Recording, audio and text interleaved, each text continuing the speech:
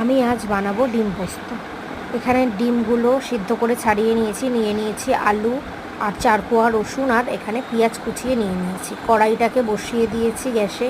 ভালো মতো কড়াইটা গরম হয়ে গেলে এর মধ্যে দিয়ে দেব সর্ষের তেল।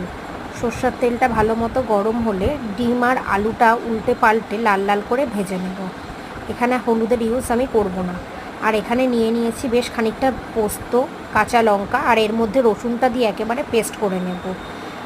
এখানে আলুটা ভাজতে বসিয়ে দিয়েছি। আলুটাও বেশ লাল লাল করেই ভেজে নেব।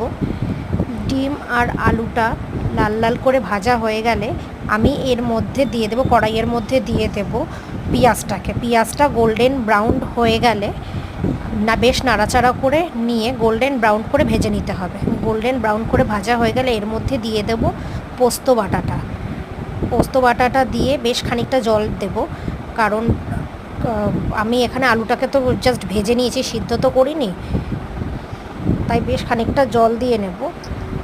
দিয়ে এবার ডিম আর আলুটা একসঙ্গে দিয়ে নিয়ে বেশ খানিকটা ঢাকা দিয়ে ফোটাবো।